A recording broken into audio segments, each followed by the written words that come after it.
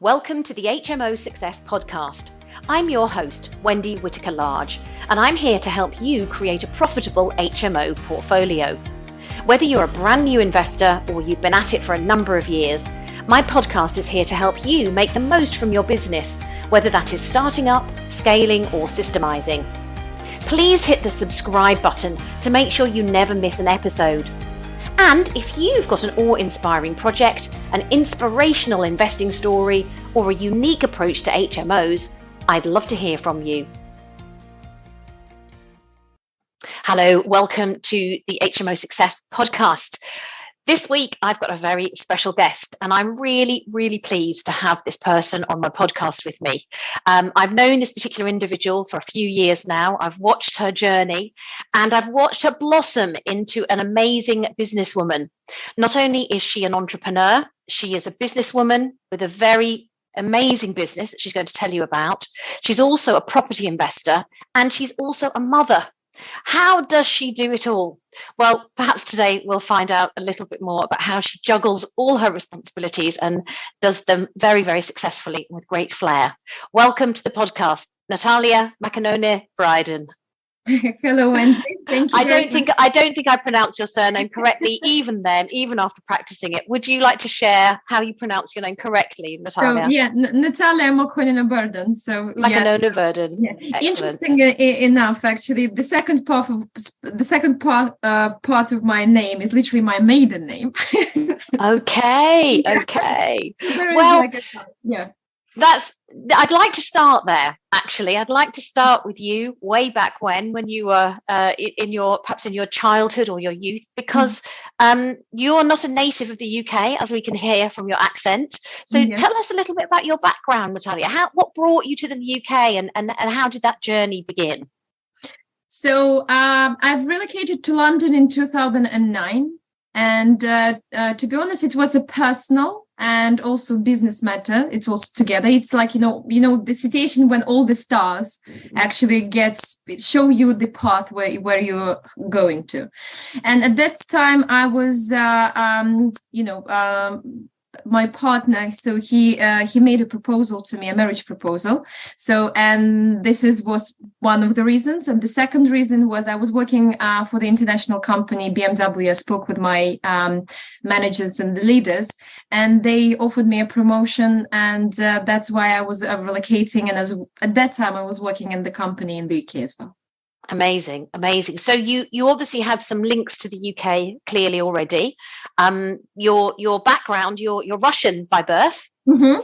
And it's very interesting when we talk about the property market. You share some of the information and context of what it's like to be in Russia. And I know you and I have shared a number of times about the differences between the UK and Russia and people's perceptions of what Russia is like.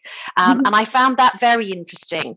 Would you mind just sharing some of those thoughts that you have today? Obviously, we have a very tricky situation going on with Russia and Ukraine, but aside from the politics, tell us a little bit more what some of the differences in terms of the culture and the processes. I would say when I relocated to UK, even though my English was in a good level, it wasn't like 100% fluent, but at the same time, I could speak, understand, negotiations, and I was working in the business. So it was very, very helpful. But I found that one of the largest observations at that time was that the difference in culture was that even in the business scene, when you are in the meeting, and for example, if you are in the Moscow Russian environment, there are a number of people who are involved in the meeting, and something, for example, didn't happen in the company because someone didn't do specifically in a good way their job. And in the Russian environment, people will not be kind of like what I've experienced before I've relocated. They wouldn't be afraid, or they wouldn't feel uncomfortable to flag that, guys, this didn't happen because of the specific person. And for example, this needs to be sorted out and let's move on. Let's see that this needs to be fixed and let's move on. So it will be kind of like quite a direct and radical solution.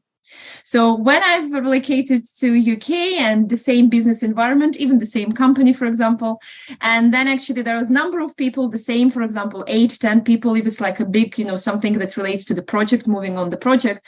And I felt it was very interesting that if something didn't happen for the specific person, did in a good way their job, it was that people will feel a little bit, they will feel discomfort to point on a specific individual that, guys, we're here all together and sorting it all out because the specific person didn't do the job in the right way. So everyone will try actually to avoid to speak directly about the elephant in the room. And what I found, it's actually there is, two sides of the same coin, that it actually avoided quite a lot of conflict, unnecessary conflict, for example, direct, conversations. So in the way, and then it's, the process went more smoother, I would say, and the communication is more smoother. But at the same time, it was probably a little bit slowing down the process. So the difference is between the two cultures is a little bit, some people are working on the process, some people more oriented for the result. So I would say that these two kind of like differences, they were very obvious to me. But there is no good or bad in any of those because it really depends on what the company wants. Well, that's a very good starting point. And I love what you said already, because I think that contrast between the two cultures, and that's just one of probably many that you've spotted as a Russian living in the UK and occasionally going back to Russia, you would have seen the contrast perhaps more starkly the more that you've traveled between the two countries and worked with people and developed your own business. But that itself will help you greatly doing what you do. So I think let's start then, Nataliya, by answering that question first of all. What is it that you do on a day-to-day business? We're not going to talk yet about HMOs. We'll come on to that. But what's your main business? So I'm quite fortunate because I had so far an amazing journey. So when I relocated to UK, I've been given the opportunities within the business. And I was learning quite fast about the insurance, about sales, about different products. And then actually I've re-educated myself for the wealth management. And I was working for a number of years in the multifamily office as the head of the business development, working with the international clients, predominantly who has seen that there is an interest in the UK, whether the kids will be going to school, whether they would like to open, bank accounts and actually relocate their family. And it helped me to really understand that a lot of people from the outside of the UK and in different nationalities, Middle East, Russian speakers, people from Israel as well, US. So they are always interested in property. So, and I was lucky enough to find out actually, and quite early, that this topic is very interesting for me. So I combined my business and personal interest, because what I wanted to do is to learn how to invest into the properties. So I've originally started to manage the properties on the client's behalf and help them to make the solution whether to sell or whether to buy the properties. And currently I have a team. So my company name is UK Property Advisors, where working with local and international residential vendors, buyers, and also landlords and tenants to help them to make informed decisions that relate to whether selling or buying properties in London. Wonderful. So you formed this business. How many years ago now have you been formed? So I started as a self-employed, let me say, agent in 2015. And the business has grown. You've taken on a team of staff now who help you to run the business. And given your international connections, in the early days, I believe that you did quite a lot of work with Russians who were wanting to invest in the UK, and have broadened that out to many other different cultures and many other different nationalities, which is very exciting. So now you help people find wonderful properties in London, and you also help sellers, of course, get the best price for their properties in London. So effectively, you're an estate agent. That's what we would probably call it, is an estate agent. But I think that Nataliya, you're an estate agent with a difference. So tell us what you aim for in terms of your business. What is it that you want your business to be known for, and why is it that you're different? So, first of all, our difference and, the standards that we represent is that our unique selling proposition that we're looking into building relations with the client for life, rather than, we're looking into any specific transaction. So we are advising them, and literally depending on the property market and what is their family goal. So usually, my conversation with the buyer or seller starts with what does it mean, this transaction, what the next move, what is the right move for them and their family, why they're considering to sell, why they're considering to buy. Because out of that, when we understand what are their family plans and how flexible they are with their family plans, we really start to see what are the best possible options for them. And we discuss these options with them, and we discuss them not only from the point of view of the transaction, but we also see in terms of, if they plan the relocation, in terms of what the timeframes, if there is any immigration things that needs to be sorted out. We have our power circle. So it means that actually we can project manage the situation and make sure that, the specific, experts will feed into our project, so we can make this kind of like their transition smoother. And I don't think that, quite a lot of agents in prime central London are doing that. First of all, because they are targeted in selling properties. They're not targeting in helping the client actually to solve their kind of like the chain, or to solve the whole situation with their family. What is the plan there? So because it takes quite a lot of time, and it requires, the expertise. So that's why we're quite lucky to be able to have, because of my background, the experience. So we quite easily identified what are the sequence of steps that needs to be done and the people that we need to have within this team. Amazing. Your service then seems to take on board people's lifestyle needs, as well as their need for a lovely property, whether it's going to be a first home or a second home or a UK-based home. It's much more than just a transactional relationship where you're finding a property and selling them the property and taking a cut in the middle. You're actually adding value to their lives by helping them, as you say, to either relocate or to make that change, and to look at the person as a whole person, rather than just an individual who's going to pay your fee at the end of the month. Absolutely, because I found it, there's, especially in the prime central London, and any investor, any buyer, any vendor, they usually have their main business. And they want to make sure that it's like we are like part of their leverage.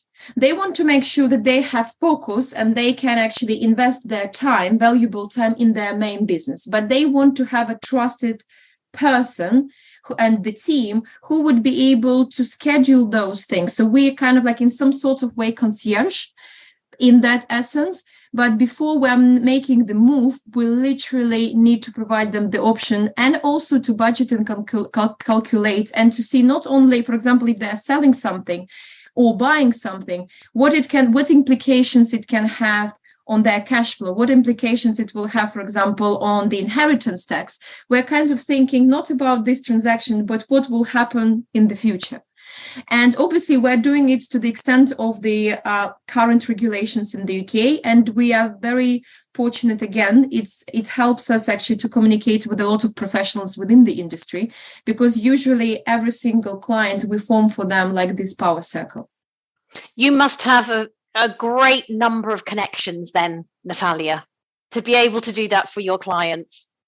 It's the connections that you're building for years. Obviously, there is nothing that is the client can't do on their own, but it's the part of their leverage in terms of anything possible but how much time they will need to invest to find the reliable partner to do that and manage all of this. With us, we can direct them easily.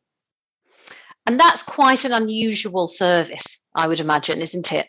That what you're doing is adding a great deal of support, value, input, help, so that it's not just about property anymore. It's actually about people. And that's the difference. And that's really what makes a great property investor, I always feel, is when you realize there's actually people at the heart of the transaction. And exactly, because it's very, we're building relationship with the people, and we're quite fortunate. I would say 99% of our business is through the referrals. And, we're moving our the business in the different directions. Now we're more narrowing it down to the prime central London, into the specific area in the prime central London, like Kensington, Knightsbridge, Belgravia. And also within this area, we have as well the farming area. This is where we are aspired to become known more and more. But at the same time, with the international clients as well, they don't know how the rules work in the UK. They don't know. In majority cases, you start from the basics of explaining what is the difference between the leasehold or freehold, and why it has an impact on the value of the property. And if the person, for example, they don't have this knowledge, it's very difficult for them to make informed decisions. Or when they even read the survey, or when something is sent by the solicitors, sometimes it requires to be translated from English to English in the way just to explain what is the meaning of those things. And we find it very, very useful to have all those conversations with the clients. And as I mentioned before, everything starts literally with understanding and helping them to understand and set up the strategy of what they want to achieve. Because sometimes it takes the time to really understand why the client is considering to sell and what is the necessity there, what are the timeframes. So by asking the right questions, we help them to navigate their thinking, their mindset, so they can make a peace with their own plan, and then we can start implementing it. I think this is a very valuable service. I think even British people could do with this service, because reading contracts from solicitors and understanding some of the intricacies about freehold, leasehold, and property law are very, very complex.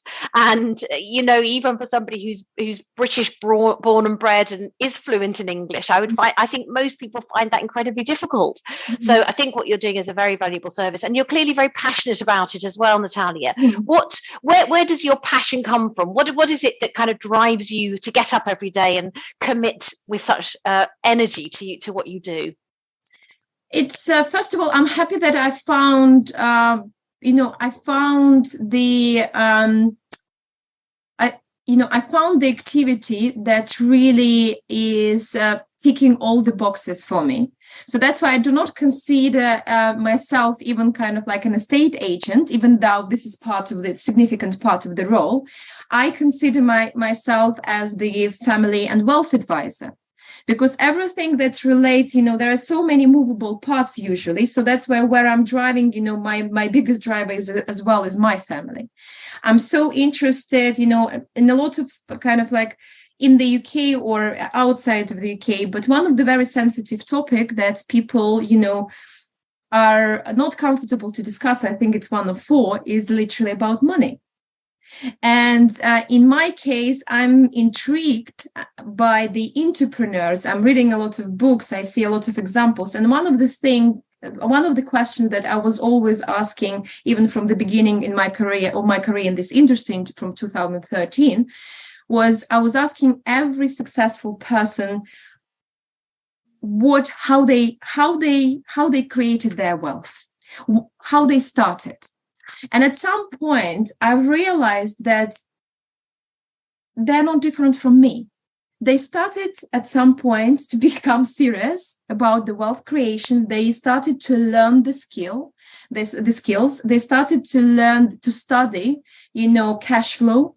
They started to read the books, and they were educating themselves on different strategies. So that's why building the business is one of the strategy. Another business is actually relatively, let me call it relatively, because there is no, I would say, like such a thing as a passive investment. It's relatively passive investment because you still need to oversee it or have measures and controls in this. So that's why the passion is really family and understanding how the laws of universe and money work. And I think that money is an energy. So if you focus on something, then you will build. And I can see the results, slowly. I'm not the quickest one, 100%, but when I see, and I'm comparing myself with me a year ago, and it's not about what I have, it starts with be, because you have to become who you need to become in order to have what you want to have. And this is where a lot of, I think that people a little bit think differently. They think that first of all, they want to have what they want to have, and they think that they will become whoever they need to become.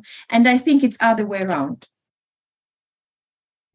I think that is absolutely correct, and it's words of wisdom, and clearly it's something that you yourself have experienced, that personal growth that has happened prior to business growth, and the fact that you've had to probably change your way of thinking in order to change your way of behaving so that you can then change your outcomes. And being grateful, God gives you, you're meeting the people. This is how we've met. Like, I remember our first, when I started to consider the HMO as a strategy for me. So then I wanted to learn about it. So I Googled and I found your book.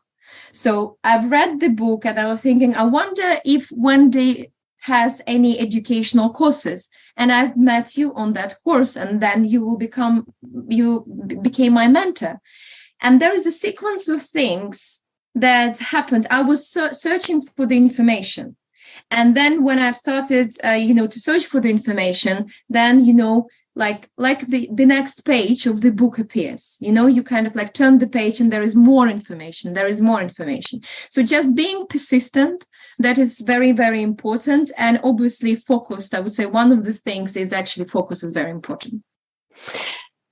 Let's move on then to HMOs. You've clearly got a good knowledge of property. You've got a great passion to help people and to create a business that is profitable and serves you, serves your team, but also serves your customers and your clients, which is, amazing. And that's such a, I can see it oozes out of you, Nataliya. It's amazing. Thank you. What about HMOs? Where do they come into the picture? So HMOs, I was considering what I have learned whilst I was managing the properties of other people is literally, the first investment that usually people do other than their home is literally buy-to-let property.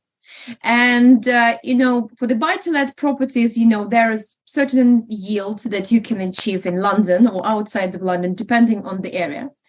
But and I've learned this strategy, and I was doing it myself, and I was doing it for other people. I've learned all the regulations, I've created the system, and it worked well. I was thinking about the next step in terms of how can I maximize the potential cash flow, actually by and still having this as a buy-to-let properties. And this is when I was considering house of multiple occupation, because this is the next level, because it requires a little bit of more time in terms of it's a little bit more complicated than buy-to-let, and it requires actually for you the knowledge of the regulations that are associated with the house of multiple occupation. So there was a bit of a step for you then in terms of starting on that HMO journey. You recognised that it wasn't going to be as simple as buy-to-let. You had to learn and engross yourself with the learning, and you did the learning. And obviously, we're all continuing to learn. You haven't ended the learning. We're still working together. And you did a very successful project. Can you tell us a bit about that first HMO project that you did, Nataliya? Yeah. So this project, it was in Midlands. So, and I was considering in terms of where I can learn about implementing the HMO, all the theory stuff that we were discussing and I was learning, how can I start it? And, I was considering some partnerships originally, but then I realized that, people were a little bit in different kind of like stages of their life. And I was thinking, okay, I have to do it alone. But by having you as my mentor, it really, really helped because it gave me the confidence and I was able to check every, the sequence of steps and, that I'm thinking in the correct way. I can't tell you, Wendy, it was so valuable because it's like, you're stepping into the waters that you haven't been, and there is a person who is holding your hand. It's similar when you are a child and, like you're having a baby. I will be using this as an example. When they really need, like, my daughter Alice, she needs you actually to hold her hand, and then she's more confident in kind of like in doing the steps. Absolutely. So that's the same feeling. And I think that the process is very, very similar. So we've discussed, and you helped me with choosing the area. Then I started to visit. Actually, before that, I was literally analyzing 9 areas. So from the concepts and, all the sequence and analysis that you have created, it helped us to give the framework. But I was visiting, 9 towns in Midlands. And also, I visited 5 of them that made sense for me. And one I particularly enjoyed just for the reason that I felt it that there is a good demographic. And also I like this place that I've thought that, I would live in that place. So it means that, if I would live in that place, so then it will attract the similar type of tenants. So, and that's why, the whole process was managing step by step. I needed to make sure that I'm finding the property. And at that time, it was so scary because, I was bidding with someone else, as you remember, during those negotiations. And I literally purchased at that time the property for the full asking price. Yeah. And when I purchased it and literally I started the process, the COVID happened. Yay. As if you didn't need any more challenges in your life. Here's another one to throw at you. But literally the COVID helped me in the way that it slowed down a little bit things, but I was fortunate enough that I've chosen the building team. So we have pre-approved everything. I just wanted to make sure that the building team, within the COVID restrictions, that they can do the work. And they were able to deliver. So we have done the whole refurbishment, not within 5 months that we have planned, but literally it's 6.5 months. But it's still, I see it as a big success because at the end of the 2020, so literally I had the project completed and I had the first tenants moved in just before the Christmas. Amazing. And to do that during COVID as your first project. And let's look at this in the context of your life. You're running a business which you're also growing. You have a young family which you're also growing, and you're traveling between London and your chosen destination in the Midlands. So it's not as if this property was even around the corner that you could just pop into on a Saturday afternoon. You had to make a planned effort to go there. And since then, you've continued to invest in HMOs. You're currently looking at some opportunities, which are very exciting. And this is going to become, as you say, I love the way that you put that you've got perhaps your main income stream, which is an active business, but you're now looking to invest some of your profits and looking to be able to create a more, what I call residual. I think passive, in this day and age of kind of regulation and rules and compliance, it's very hard to make anything completely passive. But certainly if we can systemize it and we can outsource a team to manage it, it can be as residual as possible, with as little as possible of our time invested into it. And that's your next move to create that, which is very exciting, Nataliya. How do you feel about that? I do feel like this year what I've done, I'm using this GPS goals planning system, and I have my personal goals, I have my business goals, and also I have my money goals, and HMO is coming into my money goals. So this is kind of set there. And literally, I have done, because it's very difficult to do everything simultaneously. So that's why I've decided that in order for me to achieve, like to do the next move, I need probably that area. It was good for me to learn and to go through the whole circle. But what I want to make sure, in order I can be more equipped and I have more time, I need to find another property investment and to build the portfolio closer to the area where I live. So that's why the decision was, to really a little bit change the interest from the Midlands closer to London. Yes, it will require more cash in the beginning, but at the same time, in the areas that I'm looking, that I'm checking and looking, the capital growth potential is higher than somewhere else. So that's why I'm factoring this thing. And obviously, managing all of this, it requires time blocking. I'm not the most organized person, I would say so. I very mumuch doubt it, Nataliya. You strike me as being a very organized woman. But I would say because I always, you're always under pressure. You're always under pressure that, if you are, you're really not forcing, but you're ahead of the things and you're really building in the business scene, then there are some areas that, they're getting low in the priority. And this year I have made a good plan of all the things, and I'm using the system it's called 411. Literally, it means like 1 year, what are the goals for 1 year, 1 month, and actually 4 weeks. And I'm planning every week in the way that what is the next step that I need to do in each of those areas. And I'm time blocking in my calendar. And I can see that I'm respecting that. I can see already the progress. And secondly is I understand where the time is going. So whatever I'm focusing, this is what I plan. Actually, I believe that this will grow. So that's why it will require a lot of focus. But at the same time, it doesn't mean that I have to not being present in my personal life and within my family, because I would say it's very, very important. I can see my daughter is growing, and I want to spend as much time as possible with her as well. What do you like best about what you do, and what do you least like about what you do?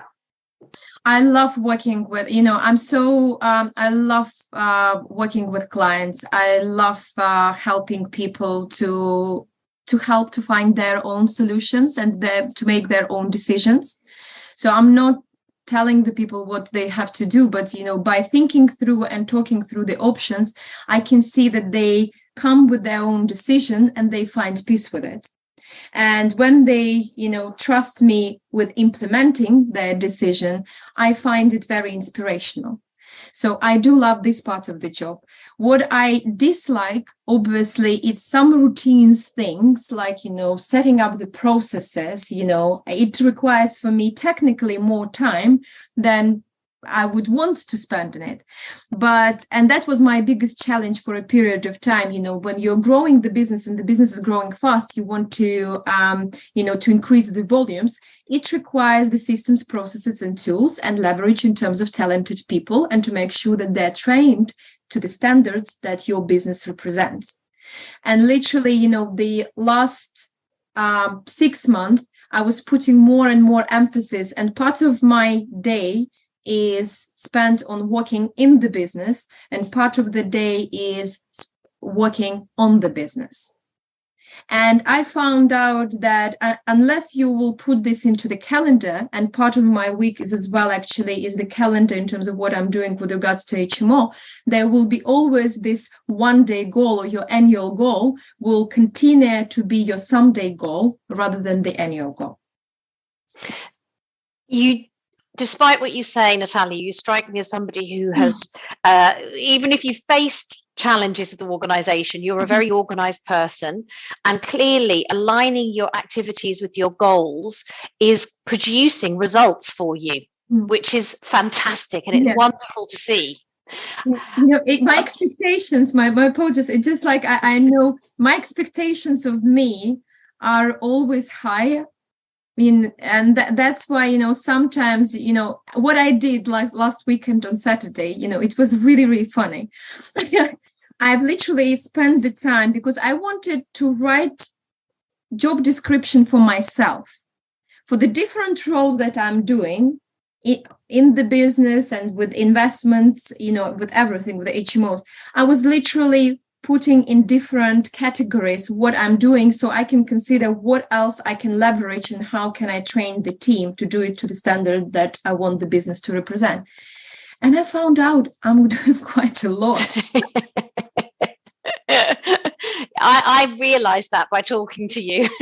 I could have told you that. And it was so funny. It was so funny for me because I was thinking how much, why do I always feel under pressure that I'm underperforming? In my own eyes, I'm underperforming. And I think that this needs to be stopped.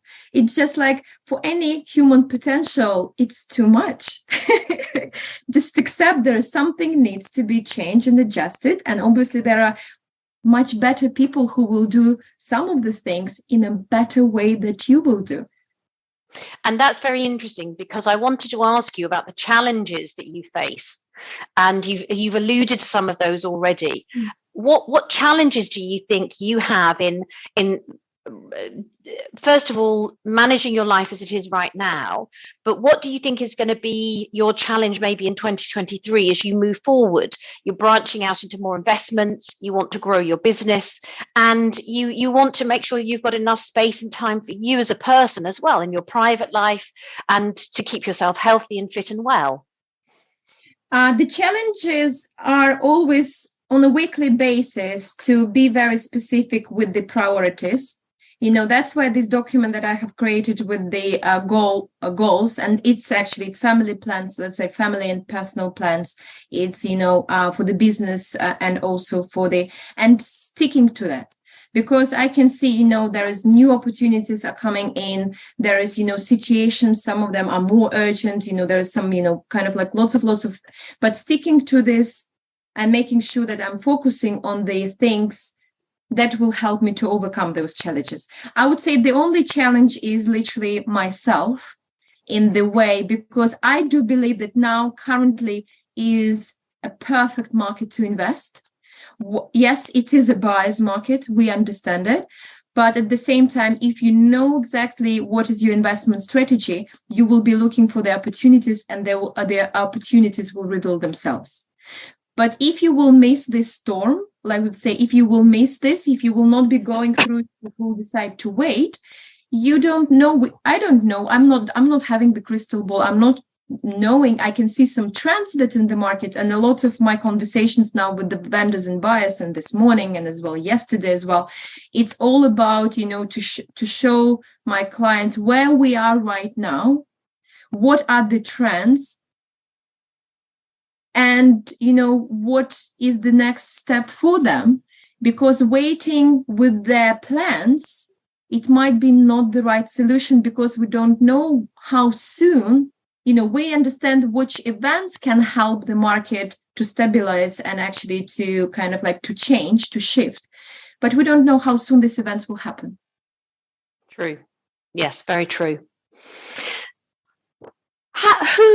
Who helps you do what you do?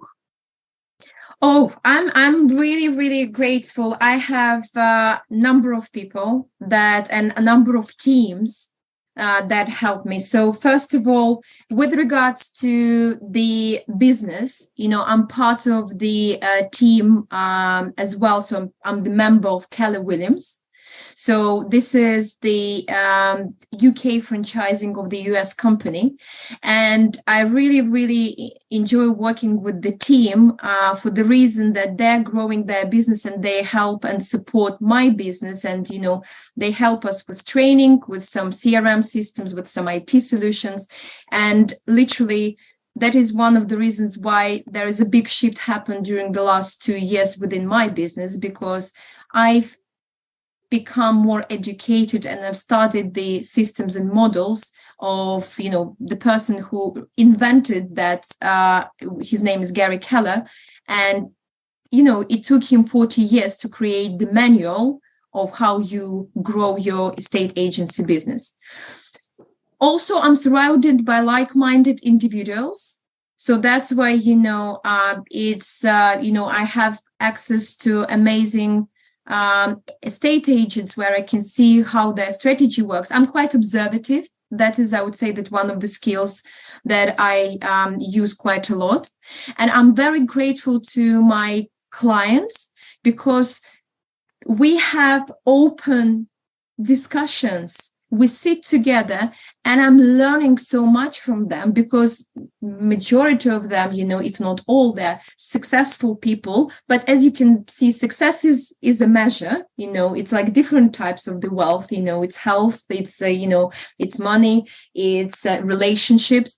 And I actually, by building this relationship, I'm learning and finding out a lot of information from them, because they share their opinions openly with me, and it's very important and valuable. So I learn from them. Sometimes when it's even interesting, they help me in the way that they kind of like navigate and how should we manage the conversations and they strategize the negotiations, because, they've been in the business and where they were handling even huge negotiations than property sale. And that's why it's so interesting to learn from them. And, for the, I'm having amazing team, we're growing very fast. It requires, when you're in the, in growing the business, it requires people who are able to adapt to the change quickly and who can drive this change.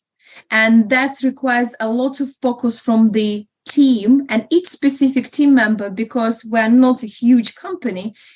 It's very visible. It's visible, and you can see accountability, and it's visible what every single person is doing within the team. So I'm surrounded by the people who believe in our vision, who want to grow together with me. And obviously, the more opportunities will arise, the more people we will have within our team, and will make our service even more better.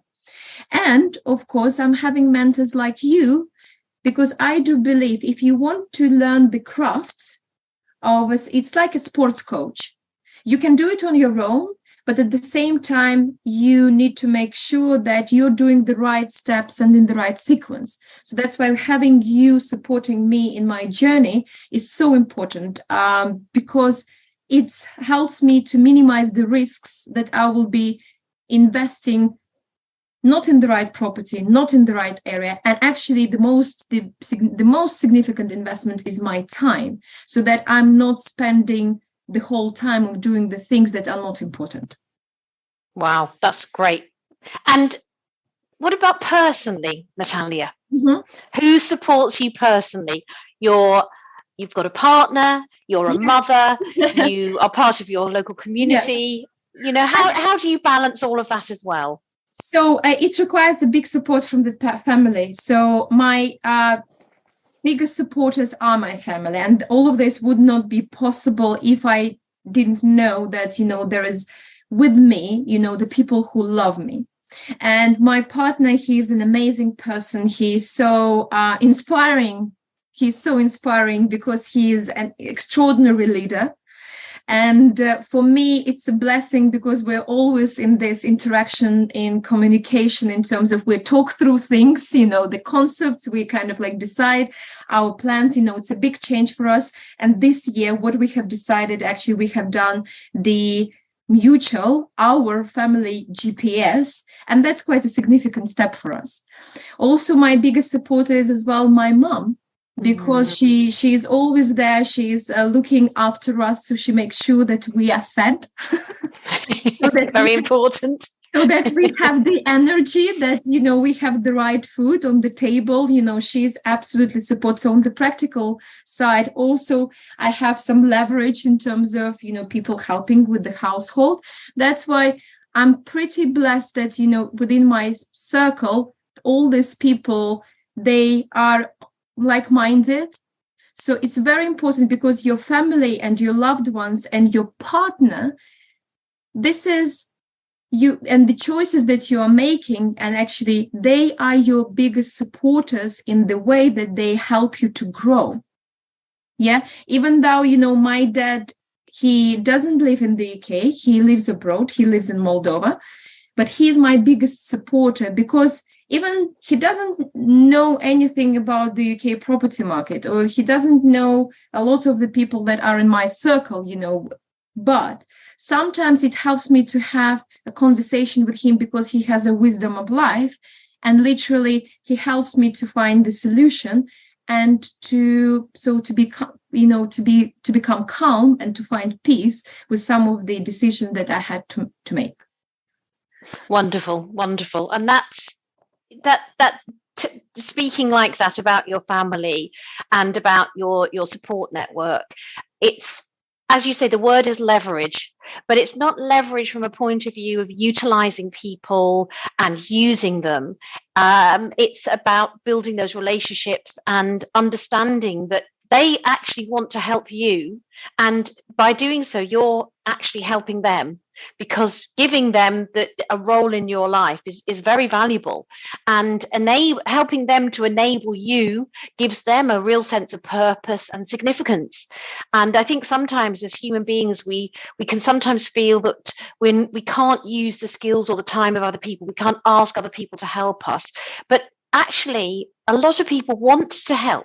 I've got friends, and particularly when my children were young, and they would say, "How can I help, Wendy?" And I used to find it quite hard to identify something that they could help with, but they were desperate to help, because they didn't want to do what I was doing, but they were very happy to be a supporter.